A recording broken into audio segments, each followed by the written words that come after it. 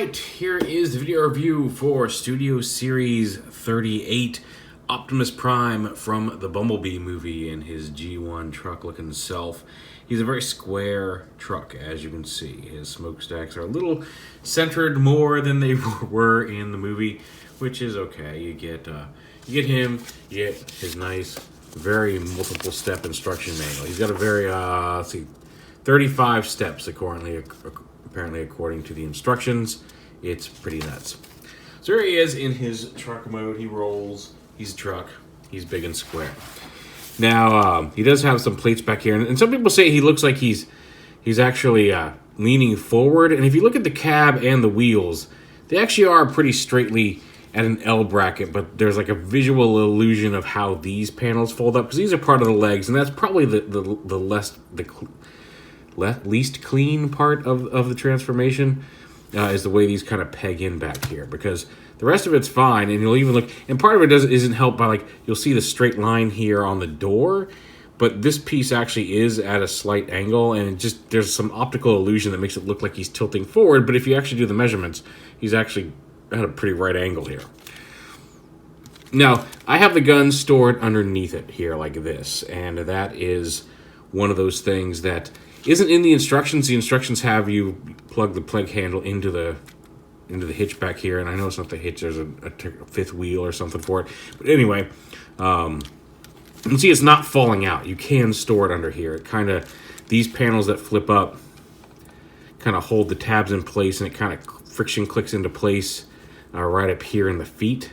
Kind of holds the barrel up, and then when you fold the legs around, these panels here kind of hold those tabs in place and store it under the truck, which makes sense to me. It's not, like I said, it's not officially in the instructions, and it doesn't tab into place anywhere, but it's fairly secure, and it does, one, hide the gun better than just plugging it in back here.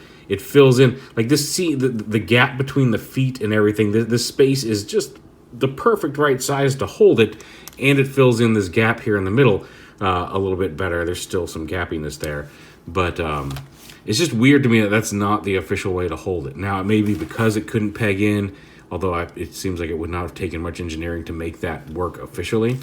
But that's where I've been keeping it, because it's a much nicer way of displaying everything all together, and it holds in place well enough that I'm not worried about it popping off or losing it if I carry them around.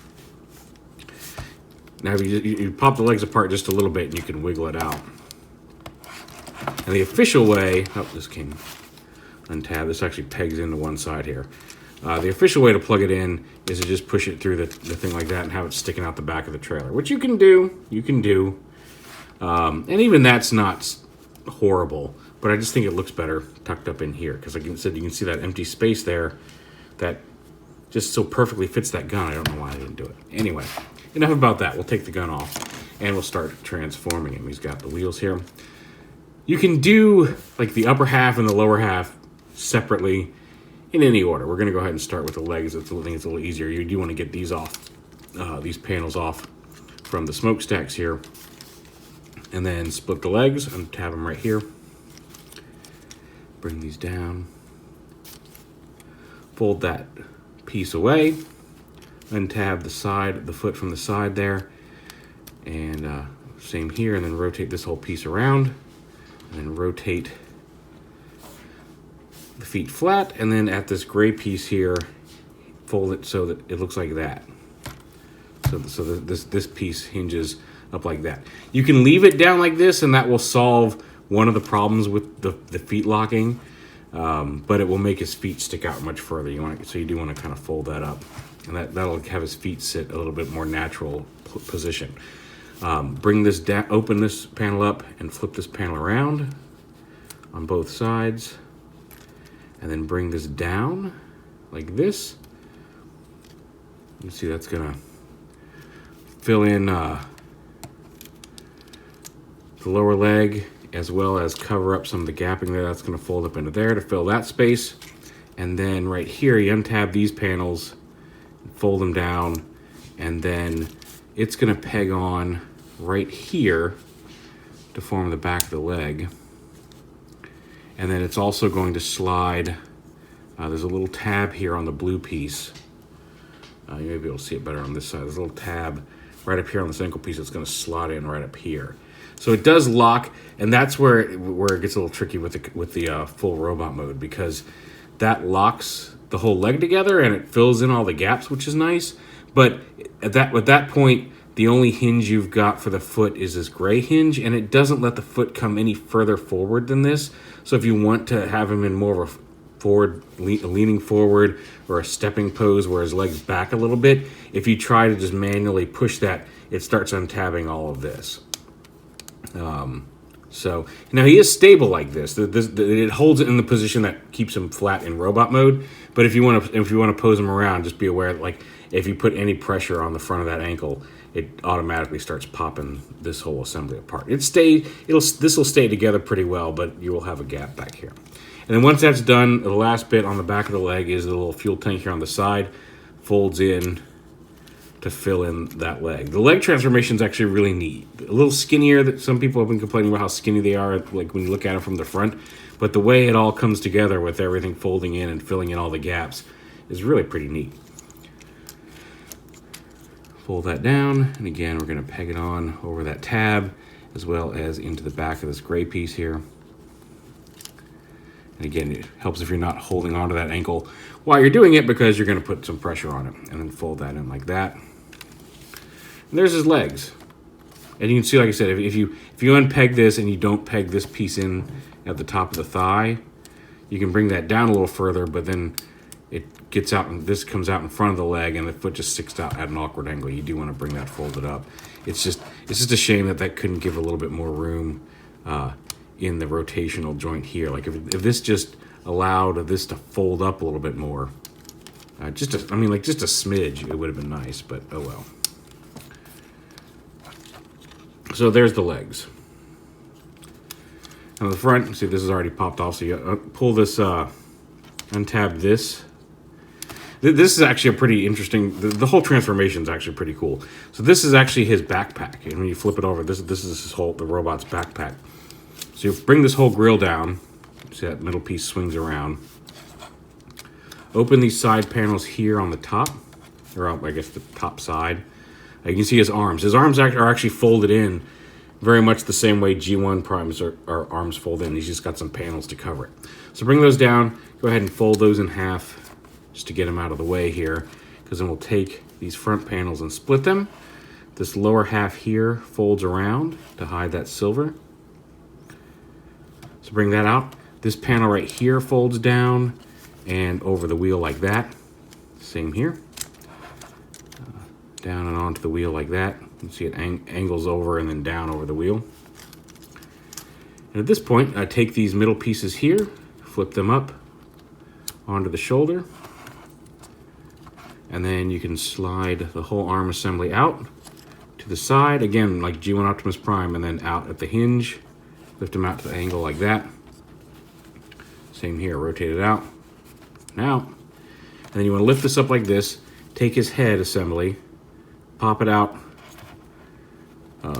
See that? Yeah, the friction here, this bread piece likes to pop out because it's just a friction pin here.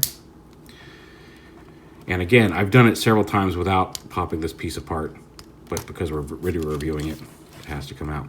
But yeah, so fold this down, the head and the gray piece down like this, and then this whole upper assembly here rotates around. Come on, oh, let go. I was grabbing that piece as well. So rotate all that upper bits around, fold his head, or fold this panel here back, and then his head folds up into that slot. And then you can see there's a couple peg holes here. These are going to peg in to that. And then the wheel panels fold in behind his chest here. Bring that, oh, okay, bring the legs all the way down. Fold those wheels in. Make sure his arms come around, giving you a clearance. Fold this up, but fold this up on the lower hinge. Like you want to make sure that this comes down a little bit, because this piece is going to sit in this gap. If it goes up too high, you'll know, and just bring it back down, because this is also going to peg in a couple spots here. So make sure this double hinge folds up like this. There you go. And then that should peg in onto the back securely. Fold this down into it like that. And then bring his arms down. Fold these panels flat against his arm. And then not at the elbow. There's a bicep swivel up here. But the lower forearm right here, there's a cut. Rotate that so the panels, these folded up panels, go around to the back of the arm. You could leave him off to the side if you want. You can rotate his wrists if you prefer to have his arm like that. But those panels fold around to the back and hide. These panels sit up top. These rotate just because of how they're attached. And there is Prime in robot mode. He seems very... There we go. You can hold his rifle. He's got a swivel head. It may be a ball joint, but because of like how all the pieces come together, because it does kind of look up as you start to rotate it to the side, but it doesn't. I guess it looks kind of up and down, so maybe it's a ball joint, but it's very limited. He's got some actually light blue paint on his eyes, which looks nice. He's got shoulders. These panels can hinge out of the way for extended arm poses. You know, hinge there. A little bit of back and forth because thanks to transformation. Bicep swivel. He's got the pinned elbow right here, but then also you've got some of that forearm swivel if you want to use it, and a wrist swivel. There you go. He's got waist swivel. These side hinge panels hinge out. His legs are double rotational or double hinge, out side to side, front to back. Does have a thigh swivel, knee joint that can go a little over 90 degrees. And then again, you can't really move, you can move the ankle down, but you can't really move it up past here because of what I was talking about back here, and as well as just the fact that like all this stuff's in the way. And he does have some ankle tilt. So all in all, it's a pretty nice representation. It's not 100% perfect. He does have like all this red plastic. Like if you cover that, that's really more the silhouette of the figure. And his legs don't look quite as ridiculously skinny if you hide the red bits from the backpack that show through to the front. But all in all, I think it's a really nice representation of Prime as we saw him in the Bumblebee movie. And you're going to see, I put a little bit too much pressure on the thing. That leg is really the most annoying part of him to me. But once you know what you're doing, it becomes less of an issue. But there he is. He's pretty cool. Here he is. Well, let's see. He's from the Bumblebee movie, so let's make sure we show him off with the Studio Series Bumblebee, so they can be friends again on Earth. Here he is with, well, I guess technically himself, if you believe that Bumblebee is a legit prequel and not a reboot or resetting of the universe. But yeah, hard to believe that morphed into that, but hey, whatever. And here he is with the Siege Voyager Optimus. And I think if you're going for like, I want a really good G1 Optimus Prime, Siege is the way to go. They both have pretty neat transformations. Siege holds together in both modes a little better, and just has more of, I feel, that real cartoony G1 look. But if you're collecting Studio Series or you just collect Optimus Primes, this guy's really good too. I mean, I really dig his transformation. There's a lot of cool stuff they did with it, the way he all folds together. So yeah, definitely recommended. And hitting soonish. It's funny because we saw in hand pics of this guy and even a video review, I think back in like late November, early December. And then they just released the official, hey, check out what we've got coming photos like 3 days ago. So I just thought that was funny. He does come with, being a Studio Series, he does come with a backdrop. It is the Golden Gate Bridge, which again will make sense if you've seen the Bumblebee movie. I'll make sure not to forget the one Studio Series that I think I've ever done where I've actually done the backdrop in the video and not forgotten about it and had to shoot a little bit after the fact. But yeah, there he is. Studio Series 38 Optimus Prime from Bumblebee. Definitely a good Optimus Prime figure. Happy to have him on the shelf.